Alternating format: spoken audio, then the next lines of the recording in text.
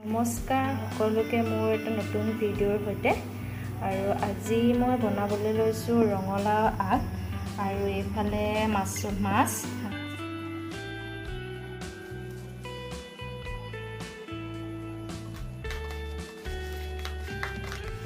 এইফালে মই এয়া বিলাহী কাটি লৈছোঁ আৰু নহৰু লৈছোঁ, এয়া থেতেলিয়াই লৈছোঁ নহৰু এটা। মাছখিনি মই নিমখ আৰু হালধি সানি থৈছোঁ।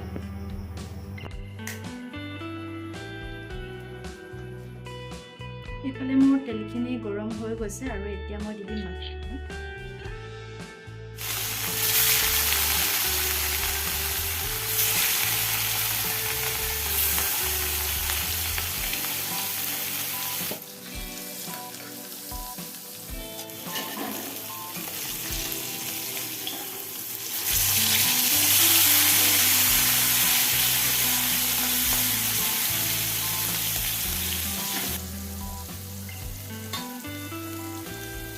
এইফালে মোৰ মাছখিনি ফ্ৰাই হৈয়ে গৈছে। মই এতিয়া মাছখিনি কেৰাহীৰ পৰা কাঢ়ি লম।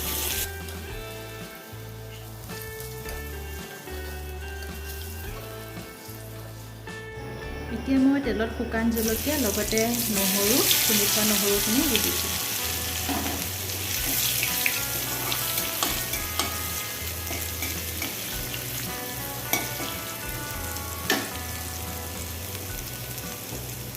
চামুচ নিমখ আৰু এতিয়া মই শাকখিনি দি দিম।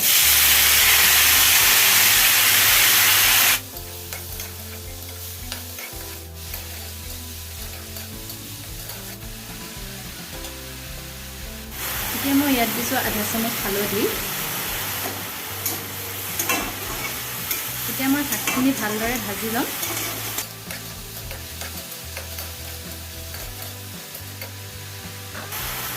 আৰু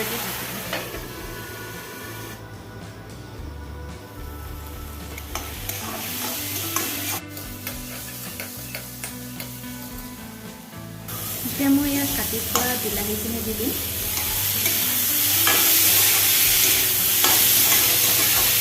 আৰু বিলাহীখিনি সিজালৈকে মই এনেকৈ ভাজি থাকিম।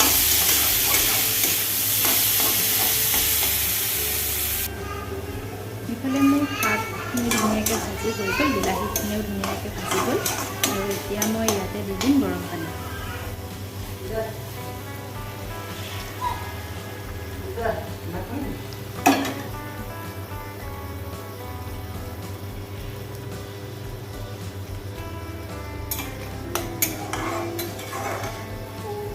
মোৰ আঞ্জাখন ধুনীয়াকৈ উতলি আহিল আৰু এতিয়া মই ফ্ৰাই কৰি থোৱা মাছখিনি ইয়াত দি দিম।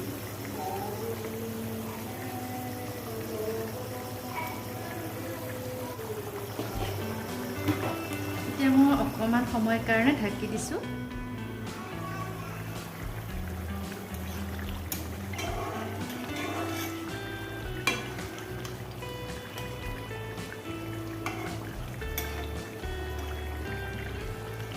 এতিয়া মই আঞ্জাখন এনেকৈ মুকলিকৈ 4-5 মিনিটমান উতলি থাকিবলৈ দিম। এতিয়া আমাৰ আঞ্জাখন ৰেডি হৈ গ'ল। ৰঙালাও আগ আৰু মাছৰ আঞ্জা এয়া দেখিছে ৰেডি। ৰেচিপিটো যদি ভাল লাগিলে আপোনালোকেও ট্ৰাই কৰিব।